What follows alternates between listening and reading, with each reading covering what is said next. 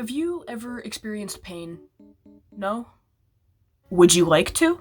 All jokes and threats aside, I'm sure we've all been in pain at one point or another. It's kind of just a part of life that we all have to deal with if we're going to, well, live. And today, I'm going to be talking about some painful things that I've been through because I feel like it, and I'm the one who's in charge around here, and nobody can tell me what to do. Just a bit of a warning, some of these do get a little bit, weird and icky, so if you're not good with that kind of thing, or you're, sensitive to it, maybe either just prepare for it or leave. Either one works. At the bottom of the list, which in other words is the least painful thing that I can think of right now, was the one time I tripped on the sidewalk as a kid, which I'm sure many people have done. There's a lot of sidewalks in the world, and we all do, well, most of us do a lot of walking around as children, so if you're walking on a sidewalk and you're a dumb little child who doesn't have good motor control just yet, you're bound to take a few falls. I remember virtually nothing about this because I was so young and therefore my brain was not very capable of forming long-term memories yet, but I just know I fell and hurt my knee. I think it bled pretty bad and I cried because I was basically still a baby and didn't know what was actually worth crying about. That's about all I've got to say for this one, so let's just move on. Next is something else that happened when I was a kid, and this one happened because I was an idiot. I cut my hand with scissors on purpose. It wasn't really that bad, it wasn't super deep or anything. It was just kind of a small little thing on my hand. It just kind of stung a little. This is only above the sidewalk incident because I can clearly remember moments before it happened. I remember myself thinking, I wonder what would happen or how it would feel if I cut my hand with scissors. So, because I was a dumb kid with no impulse control, I then proceeded to carry through with that thought and cut my hand with scissors. So yeah, that was fun. Now we're at something that's a bit more recent, and this is actually the reason that I didn't record any videos for a while aside from being lazy and not having many ideas. It was a cold sore. That is right, I had a cold sore that stopped me from recording videos for a while because it was nasty and it was gross and I didn't want it to show up on camera. It was right here. It's still kind of healing, but it's mostly gone now. But I've never had a cold sore before. This is the first one I've ever had. So I had no idea that they could be that fucking annoying. This thing itched like a motherfucker, and you're not supposed to touch them because that could spread the virus and you don't want to get it in your eyes or whatever. So I was just sitting there constantly with this itch on my face that I couldn't scratch. And in addition to that, it made my lip swell up like I had been stung by a bee. So I just looked terrible, I felt terrible, and I never want to have another cold sore ever again. I hope this doesn't become a regular thing for me. Please, God, don't let this be a constant thing for me. I can only take so much. Please have mercy on me. When I was a kid, I liked to play on the monkey bars a lot, and if you don't know what those are, it's like a horizontal ladder and you just kind of hang above the ground and use your hands to go all the way across, but I played on those a lot. A lot. It was my favorite playground activity besides the swings, which I also really enjoyed, and the slide, because who doesn't like going down the slide? But the point is, I played on the monkey bars so much, so frequently, and so often that I gave myself blisters on my palms. My hands started to really hurt, and these blisters sucked. And they hurt, and they sucked. And because I was a dumbass who didn't know any better, I would still continue to play on the monkey bars with these blisters on my hands so that they would end up bursting, and that was no fun for anybody, especially me, and also my parents, who had to keep reminding me not to play in the monkey bars when I had blisters, and got so bad to the point where they were even considering getting me gloves that I'd have to wear when I went in the monkey bars so that I wouldn't get blisters on my hands. This next one happened when I was in middle school, specifically 8th grade. I was in the middle of working on something for a class project, it was something that the entire class was working on. Specifically, I was cutting out letters from sheets of paper with an X-Acto knife, and the X-Acto knife is key here, because during the process of me cutting these letters out of the papers, I dropped the X-Acto knife. And if you've never seen or heard of or used an X-Acto knife, they are very sharp. They're called an X-Acto knife because they're supposed to be exact. They're very precise. They're better at getting tiny little details on something that you're trying to cut out of a piece of paper. So I dropped this incredibly sharp knife, and because I was a dumbass, I tried to catch it. Here's a general life tip that hopefully you will carry forward and remember for the rest of your days. If you drop a knife, any knife, but especially one that's incredibly sharp and designed to be very sharp, don't catch it. Don't even try to catch it, okay? If you drop a knife, your best bet is to just step back and get as far away from it as possible. Because if you try to catch a knife, you're likely to do what I did, which was miss.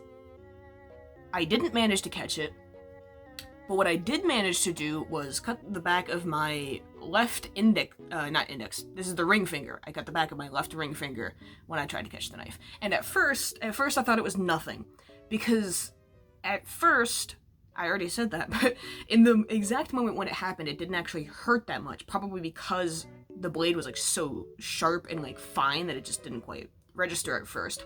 It wasn't until it started to bleed that I realized something was wrong, and that was when it started to sting, and I was like, oh no, I just cut my hand with an X-Acto knife. But I told my teacher, and I remember the exact moment that I told her. I like looked up and I said, Miss Teacher, I cut my hand with the X-Acto knife, and she was like looking at her desk at the time, and she looked at me with wide eyes, and her mouth hung open, and she was like, you did not. And I was like, yeah, I did. So she took me to the nurse, and the nurse had me run my finger under the sink to like clean it or whatever, and then I got a Band-Aid, and after that I was banned from using the X-Acto knife. My teacher would not let me touch the X-Acto knife after that, which was probably for my own good.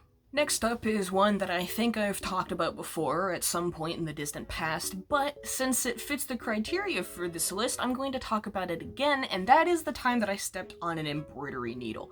I didn't even realize embroidery needles were sharp enough to go through your skin, but apparently they are if you step on them. So the story to this is I was walking around my room, as you do. I had way more space in my bedroom at the time, and I stepped on something.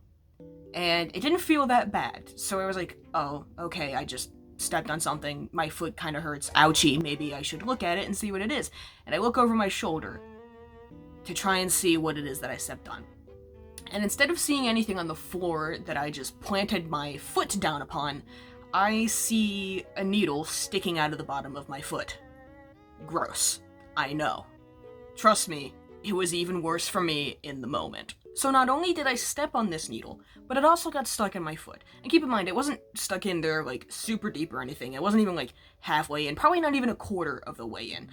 But it wasn't too far in to the point where I couldn't pull it out myself, which is exactly what I did, which was probably a bad idea because I'm a dumbass, and my first instinct upon seeing a needle sticking out of my foot was, oh, I need to get this out of my foot. And once the needle was out of my foot, there was a split second where nothing happened, and then my foot began to bleed pretty badly.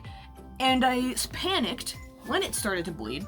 I panicked, which caused me to drop the needle back on the ground before I ran out of my room to hurry downstairs and tell my parents that I had just stepped on a needle and I needed help to treat my battle wound. But dropping the needle on the ground was not the smartest thing to do. My mom had to send my dad upstairs to find the needle on the floor so that I wouldn't step on it again, because I absolutely would have. I totally would have stepped on it again if it was left there. So this didn't necessarily hurt a lot in the moment. Like, obviously it did, like stepping on an embroidery needle, no small thing, that's going to hurt. That's a needle going into your foot. Not great, wouldn't recommend it. But my foot was very sore for many days afterwards, and it was very hard to walk, so that was the worst part of it. And my mom also had to check to make sure I had an up-to-date tetanus shot. So yeah, stepped on an embroidery needle.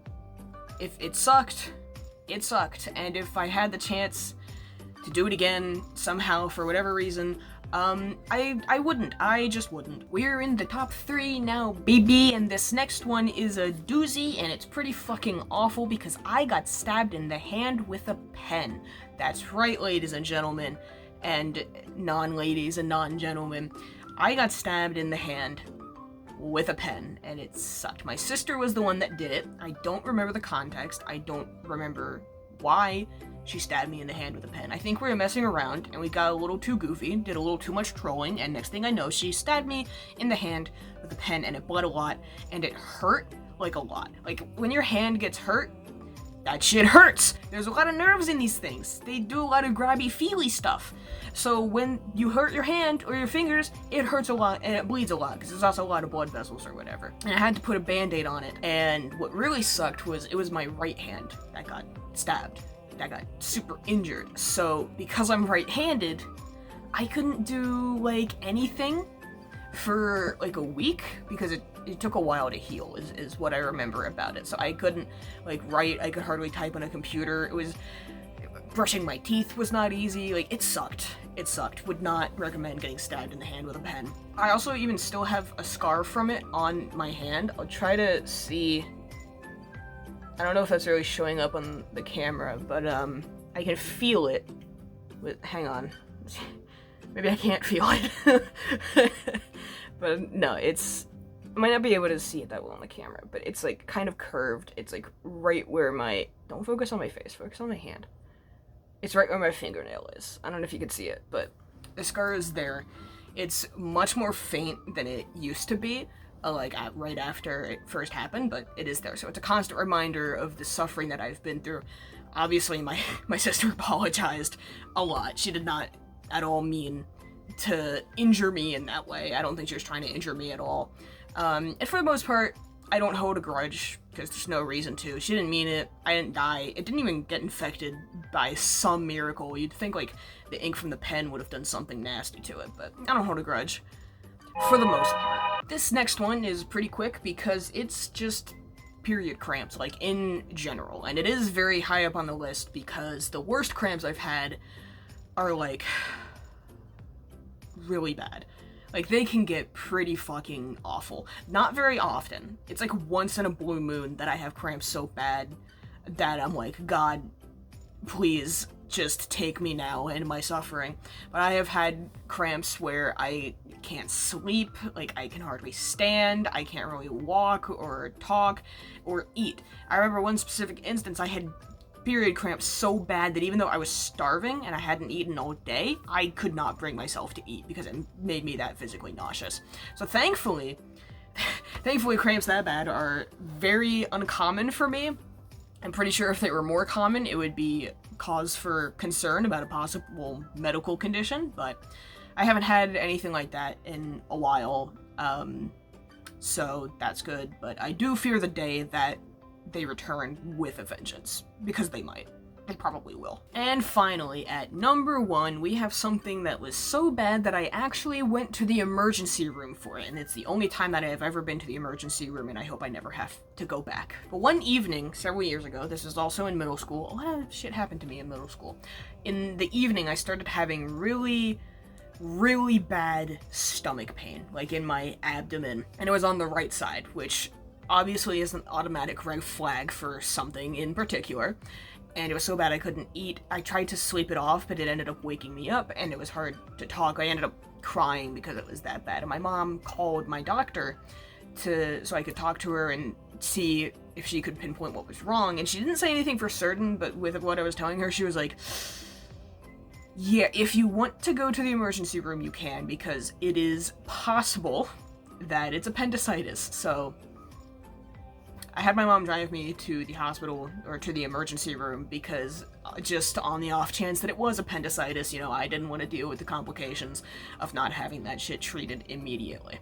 So this is a whole story that I could tell on its own, but I'll just boil it down to the essentials. So I went through all the motions of being in an emergency room with symptoms of appendicitis, which I don't know if it's the same for everyone who goes to an emergency room with symptoms of appendicitis, but, you know, if you know, you probably know.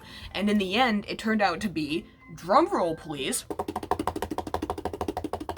absolutely fucking nothing. That is right, there was nothing wrong with me.